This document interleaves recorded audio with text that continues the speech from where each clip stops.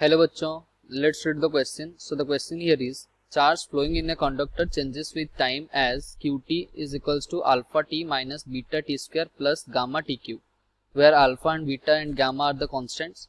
So minimum value of current is okay.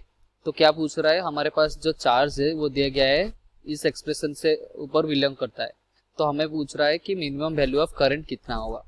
So the key concept of question here is, हम क्या जानते हैं कि जो करंट होता है I is equals to d q upon d t. Okay, तो हमारा जो चार्ज कितना दिया गया है, Q is equals to alpha t minus beta t square plus gamma t q. तो अगर हम d q upon d t करेंगे तो ये क्या आ जाएगा, हमारा करंट आ जाएगा. Current will be alpha minus 2 beta T plus 3 gamma into t square. Okay, तो करंट का एक्सप्रेशन क्या आया, ये आया. तो मिनिमम वैल्यू ऑफ करंट अगर हमें निकालना है तो हमें क्या करना पड़ेगा, d i upon d t at the point of minimum वो निकालना पड़ेगा. That is d i upon d t will be equals to zero. That is equals to zero. Alpha का डिफरेंशिएशन करेंगे तो zero as it is a constant minus 2 beta plus 3 into 2 6 gamma into T.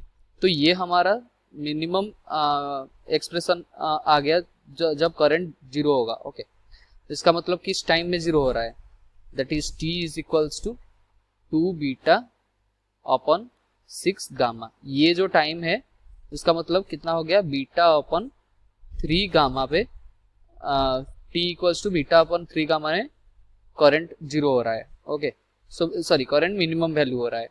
उसका मतलब अगर हम आई में put करें, हमारा आई का एक्सप्रेशन क्या था, alpha minus 2 beta T plus 3 gamma T square. Okay, so इसमें हम टी के बदले क्या पुट करेंगे, बीटा अपॉन 3 गामा.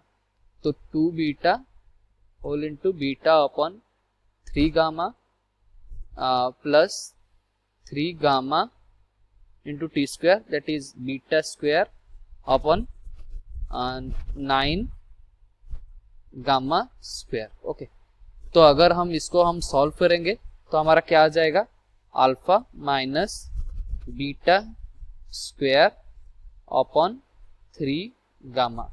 सो हमारा आंसर क्या हो जाएगा, alpha upon beta square upon 3 gamma. So our correct answer is option D. I hope so you understood well. Best of luck. Thank you.